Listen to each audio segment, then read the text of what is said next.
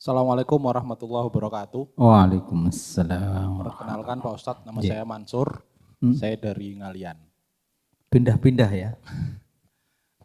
Izin Mm-mm. mau Ngalih. gini, sedikit merespon untuk kemudian di akhir saya ingin tanya sedikit Nggih. soal yang dari diskusi ini kan judulnya nggak menikah nggak apa-apa kan. Heeh.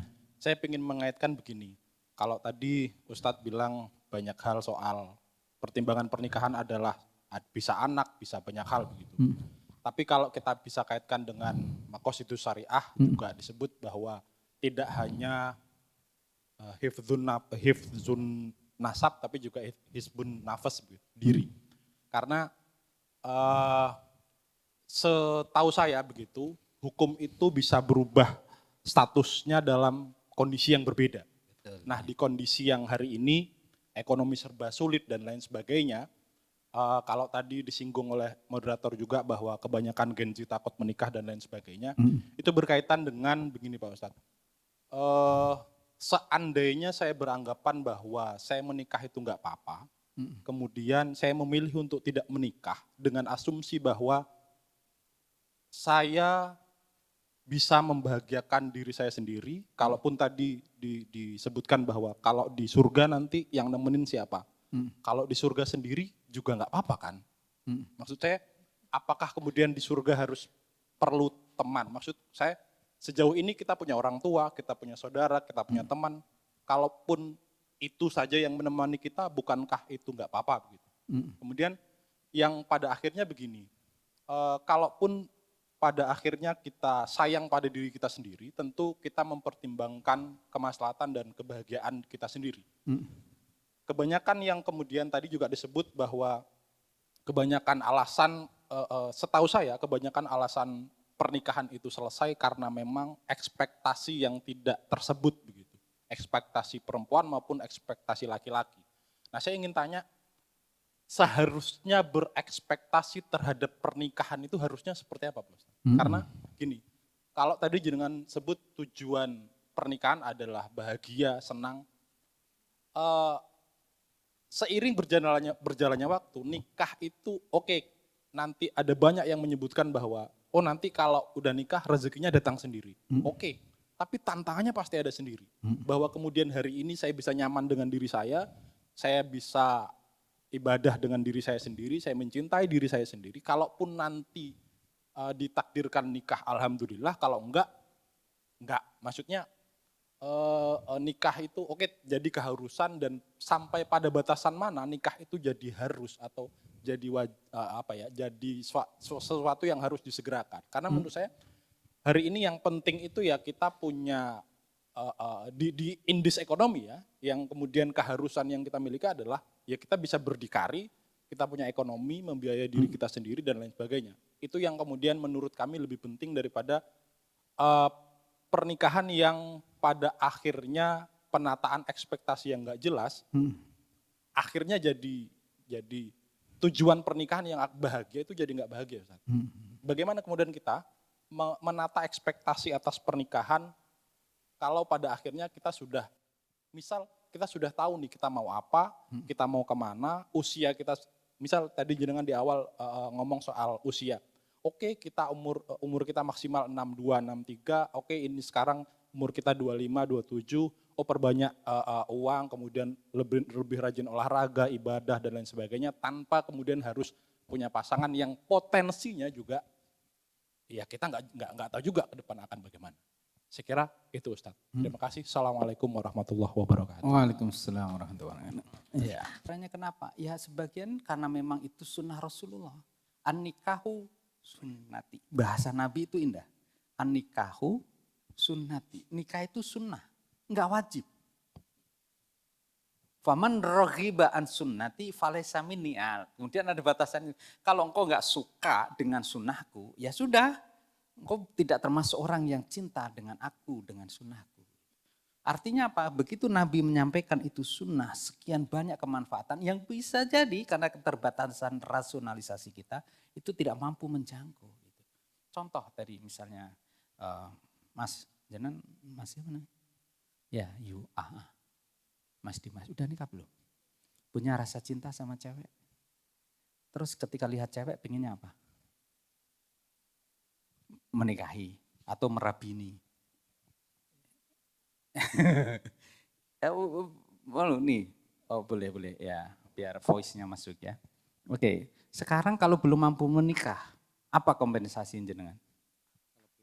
Iya, jenengan nih seneng nih sama cewek. Ini sudah eksternal ya. Sudah eksternal, artinya suka sama cewek. Pengennya adalah menciumnya dan seterusnya. Iya kan? Ya enggak, yang di pojok bawah sana. Ya kan, yang normal begitu. Yang enggak normal sudah terjadi di zaman Nabi Lut. Apa itu? SDM. Sodomi dan lain sebagainya. Lesbian dan lain sebagainya. Saya sebagai konselor pernah memang ditanya, dikonselingin seorang yang apa itu, laki dengan laki apa namanya? Gay. Ini. Dan saya mencoba untuk merasai, tetap tidak bisa merasakan. Karena saya tidak di wilayah itu. Tapi saya merasakan kegelisahan dia supaya dia kemudian terhentak dari itu. 3 bulan berhasil, malam terakhir jebol lagi. Kenapa? Karena pacarnya gay datang lagi jam 2 malam lalu, Ustaz saya jebol lagi. Nah kamu masih ini lagi. Oke, sekarang secara dirinya Mas, siapa namanya? Mas Dimas. Kalau jenengan punya, sekarang maaf ya, agak lebih biologis. Kalau Mas Dimas lagi syahwat tinggi, kompensasinya apa? Menahannya, klesotan, wah berjuang. Bisa kayak gitu. Ya susah sih.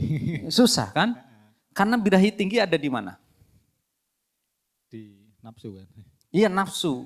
Titik letak biologisnya di mana? Di bawah. Di bawah. Terus jenengan apain? Iya. Sunatullahnya kalau itu dilakukan sendiri itu pasti banyak dampak yang tidak positif. Karena Allah ciptakan butuh lubang. Jangan dimainin sendiri Mas. Paham maksud saya? Ya, paham. Paham. Dan Allah ciptakan karena memang kita ini ada unsur hewani. Maka dikatakan al-insan adalah hayawanun natik. Manusia itu sebenarnya hewan tapi punya akal.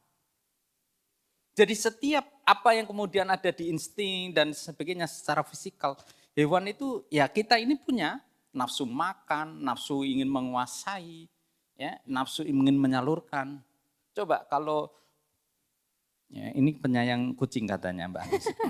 Saya tanya Mbak Anis, Iya Pak. kalau kucing lagi birahi suaranya kayak apa? Kencang Pak, berisik terus Pak. Contoh. Ya jangan contohin lah Pak. Malu saya ini. Itu ketika kucing lagi birahi itu kompensasinya apa dia? Pasti cari dan dia nggak peduli ibunya atau siapa yang ada di depannya diembat. Allah turunkan hifduddin termasuk hifdun nasl. Jangan engkau zinahi ibumu itu seburuk-buruknya. Maka nikahi orang yang kau cintai. Maka di dalam Quran itu faktu harsakum anasyitum, datangi istrimu dari jalan mana yang kau suka. Asal jangan lewat dubur. Dari jalan belakang. Ya. Nah di dalam konteks itu berarti apa? Menikah tadi Mas, itu adalah persoalan juga biologis kita yang Allah kasih ladang yang halalan thayyibah untuk dijalani. Karena kan kita tidak bisa melakukan ini. Saya pernah nanya sang Romo itu, Romo kalau kemudian, punten ya, ini kompensasinya apa? Biasanya dia 2. 1 memang dia mengekang dengan sepenuhnya dan kebanyakan tidak berhasil. Yang kedua dikebiri. Kalau sang biksu saya tanya apa kompensasinya? Dia meluapkan dengan spiritualitas, dengan ding, ding, ding, ding dan seterusnya. Itu persoalan beliau. Tetapi kita sebagai yang lumrah, bagaimana kemudian unsur nafsu yang sebenarnya itu adalah haram diperturutkan menjadi halal karena jalan pernikahan itu ad-din menghadirkan melalui pernikahan. Di dalam lintas agama dan lintas kemanusiaan. Jadi pilihannya boleh enggak nikah? Boleh, tapi lebih mudah ketika kemudian kita ini. Apakah setiap kita tidak ingin punya anak? Ingin punya anak. Dari Habil Qabil itu sudah pengen punya anak, maka memperistri. Kenapa Qabil kemudian membunuh saudaranya sendiri? Karena ngiri. Kenapa dia yang cakep, persembahan yang bagus, Allah lebih terima. Dia yang buruk tadi, maka dibunuh. Ya, dan dari sekian itu sampai kemudian Nabi Nuh kan. Ya, baru turunlah para rasul. Dulu kehidupan tidak diutuslah para rasul. Nah lanjutannya tadi Mas dari ngalian ya. Bagaimana kemudian ketakutan? Awareness atau ketakutan satu rasa ini adalah bawaan di kita. Yang apalagi persoalan ekonomi.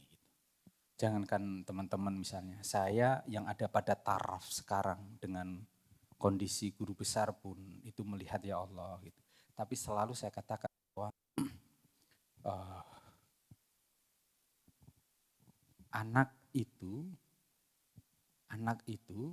ketika dia lahir dari pernikahan, secara sosiologis dia sudah bisa bergerak dan membawa rizkinya. Secara sosiologis, bukan lagi persoalan normatif. Kalau normatif apalagi, wa ma min dabbatin fil ardi illa 'alallahi rizquha. Saya ingin mengatakan gini, ini kan makanan ya. Kita ini cukup bertahan tidak makan berapa jam? Mas, halo? Hah? 36 jam, enggak mati. Tapi orang-orang tertentu itu bisa lebih lama lagi. Sekarang kita mau minum, mau makan, berapa banyak dibutuhkan untuk menegakkan diri? Enggak banyak. Tapi kenapa enggak cukup? Karena gaya hidup. Ya. Saya ingin mengatakan, ini untuk diri saya sendiri walaupun live. Saya katakan istri tadi biar tidur sendiri. Saya katakan begini, Umi, sekarang kalau kemudian Abi dipaksa, maaf saya sebutkan itu ya, untuk membeli lagi mobil yang lebih mewah, seberapapun gaji saya makan saya enggak akan cukup. Kalau sekarang saya di atas 25 juta, tapi mobil saya di atas 700 juta, maka tetap kehidupan kita akan merasa sengsara. Kenapa? Karena menurutin deret cicilan itu. Rumah ini sudah tingkat, tapi kalau jenengan masih punya keinginan untuk dinaikkan lagi aksesori interior dan sebagainya, maka niscaya kita akan selalu sengsara. Dan saya saksikan saudara yang kemudian rumahnya biasa dengan petak senilai dulu belinya hanya 30 juta, anaknya 4 hidup semua kuliah sekarang. Teman-teman ngamati enggak itu? Kalau di rumah sakit, berapa gaji dari direktur rumah sakit? Ya, tinggi. Jenengan ke kampus. Ya, nyuwun sewu kampus. Yang saya tahu kampus sebelah UNES dan seterusnya, mobil dinasnya 5.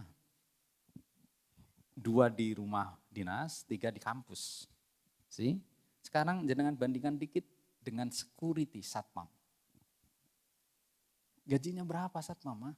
Saya pernah menginterview itu karena konsentrasi saya di hukum keluarga Mbak Anis. Satpam ini dan OB itu gajinya 2 juta.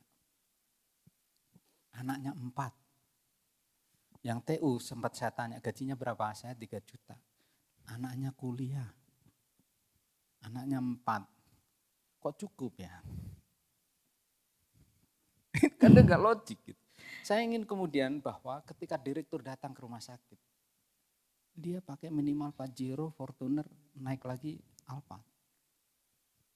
Kita OB, yang OB tadi datang dengan roda 2, roda 2 ya, yang kemudian sudah tahun sekian gitu, dengan sangat hemat. Begitu ini. Artinya apa teman-teman sekalian? Kalau kemudian menuruti apa yang sebenarnya membawa keseimbangan itu di dalam keluarga, saya katakan dari tadi, mbak-mbak ini terutama adalah pemasok utama apakah laki-laki ini kuat atau tidak. Maka Rasul meneguhkan, kalau kemudian ingin menikah, perempuan yang baik itu adalah perempuan yang tidak tinggi maharnya. Dari awal itu. Dia bagus, solehah, maharnya dia sangat sederhana. Bahkan kalau kemudian di santren dulu ini, cukuplah jangan hafal Al-Fatihah, kupinang kau dengan Al-Fatihah. Setelah itu, berani enggak kupinang kau dengan Fatihah? Tidak. Enggak kan? Tidak. Kenapa persoalannya Mbak Anis? Di sini ada gelang, di sini ada cincin, di sini ada anting, di sini ada fashion. Itu semua yang kemudian perempuan menjadi, Mas, sebaik-baik laki-laki itu yang paling tinggi maharnya. Akhirnya dibalik itu, mau laki-laki yang baik Mas, kasih saya mahar tinggi. Apalagi intervensi dari calon mertua. Kalau kamu tahu anak saya ini saya kuliahkan. Biayanya mahal, melahirkan susah.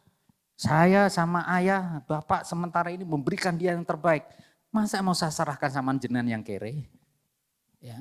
Artinya apa? Dari awal kita udah disupport juga, lelaki itu memang lelaki yang gagah adalah yang mencukupi. Tetapi sekali lagi kecukupan itu sangat relatif. Nah, maka kembalinya adalah kesadaran bersama. Membangun itu tadi adalah untuk kehidupan bersama. Ketakutan di GZ sekarang itu karena high expectation. Anak saya itu, nyun sewu ya, contoh Mas, bukan untuk yang lain gitu. Besok pulang pesantren, mintanya apa? Apa Ustadz? Apple crowak loh Mas. Dengan spesifik ngeten-ngeten. Saya bilang kan, nang kamu 6 pesantren, tiap hari ngapalin Quran. Ya tapi kan teman-teman saya lebih tinggi lagi, Bi. Oh iya ya. Saya masih alhamdulillah, Bi, mau di pesantren.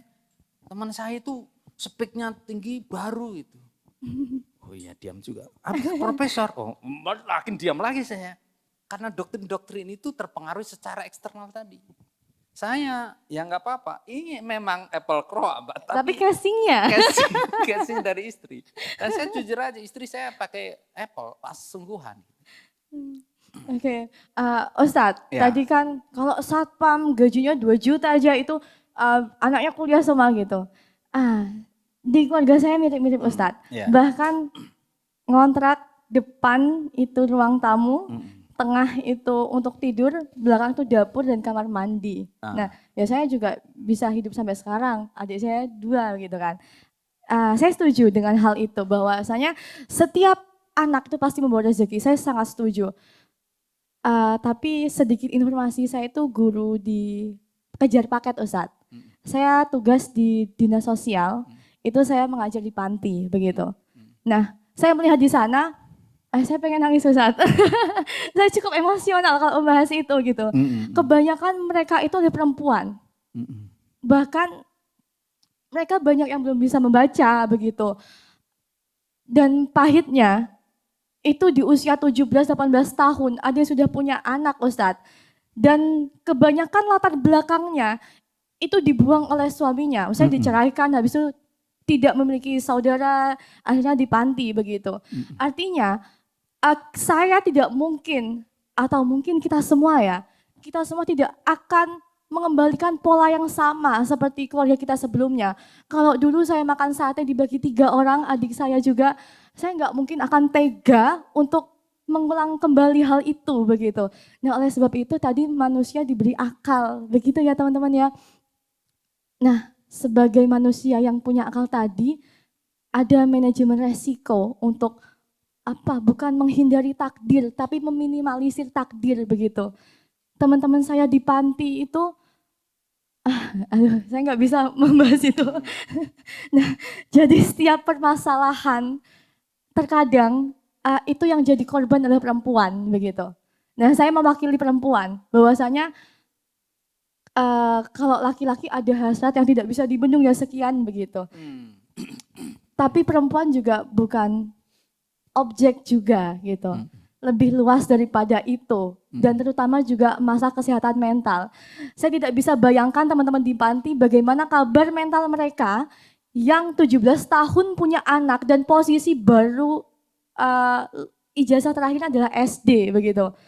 Saya rasa jangankan untuk survive di kehidupan, mengurus anaknya saja tidak bisa begitu Ustadz. Jadi kembali lagi, menurut saya itu resiko itu lebih banyak terjadi pada perempuan.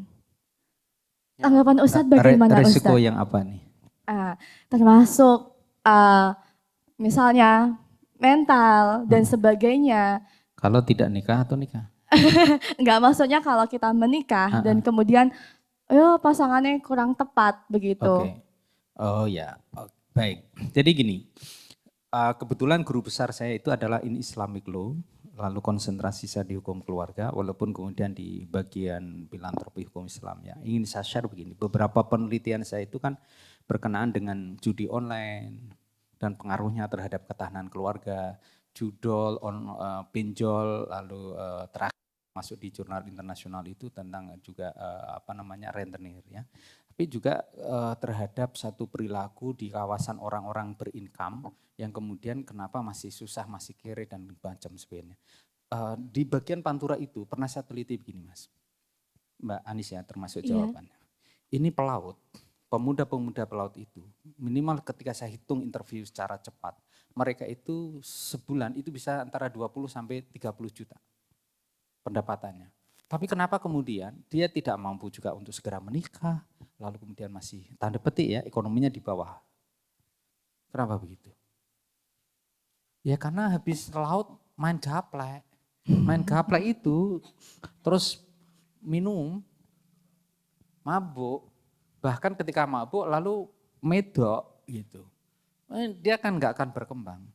Tapi ini kan sisi lain ya.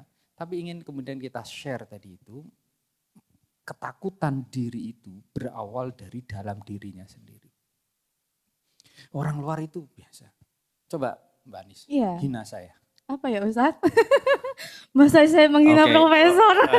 hina masnya. Aduh, kita belum kenal sih Ustadz. Ya wes hina mbaknya. Oh iya, ini saya kenal sekali Ustadz, iya. saya hina ya Ustadz ya.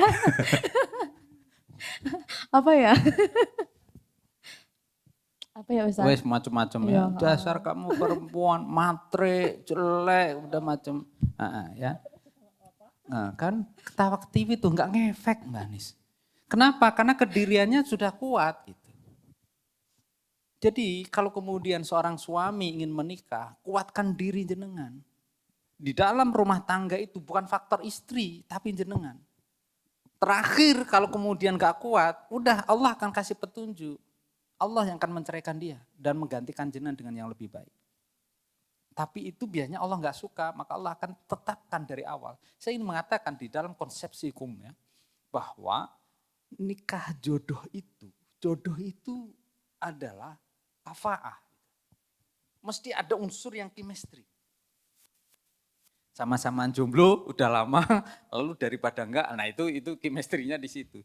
Tapi bahwa laki misalnya yang laki ini dan ini, masing-masing pasti ada kelengkapan dan ada kekurangan. Gitu. Jadi kalau dia pasangan suami istri, mesti ada kesamaan, mesti itu. Dan mesti ada ketidaksamaan. Karena itu maka internal diri kita yang calon itu, jangan takutkan diri. Gitu. Kenapa? Begitu kita menikah, di jalur itu secara sosiologis, secara hukum kita akan naik. Kenapa? Karena kita sudah dianggap memiliki kekuatan hukum. Contoh, ketika jenengan menikah, nanti ngontrak di sini, dapat undangan enggak dari RT? Dapat, karena ada status sosial yang naik. Kalau masih single, dapat undangan enggak? Enggak dapat berkat, enggak dapat macam-macam, enggak dapat amplop. Ya, itu secara sosial. Secara medis, jenengan setelah menikah lebih sehat atau enggak? Oh lebih sehat loh. Iya, ada yang masakin. Hah? Ada yang masakin. Enggak, dia khuruj sendiri dengan khuruj sama istri itu pasti lebih menyehatkan sama istri. Kesehatan itu mahal sekali. Dan saya 6 bulan selama ini dirawat oleh Karyadi, mahal sekali. Mau diri sendiri atau tidak, apalagi Nyun Sewu. Saya ini menemukan beberapa ya. Termasuk saya katakan Allahumarham, beliau yang juga dimakamkan di dengan Soleh Darat di situ. Di akhir beliau meninggal itu adalah kepleset di kamar mandi. Tapi sampai usia 70 tahun. Keseharian mengurusi diri sendiri. Dan saya menyaksikan ketika ke kampus itu orang juga melihat beliau orang yang solih, tetapi kemudian dalam rasa sendiri, kok enggak ada temannya yang nuntun. Ketika seorang duda di rumah sakit, itu teman saya, dosen lagi di rumah sakit saya sebutkan di Romani, turun dari tangga. Ya Allah Ustadz, turun sendiri. Kemungkinan karena memang anaknya udah jauh ya. Tetapi di masa senja, beliau itu sendirian. Itu kita enggak tega ya. Apalagi kalau Nyun Sewu yang tadi itu. Beliau hidup sendiri, masak sendiri, ngurusin sendiri dan seterusnya. Lebih berat. Ya.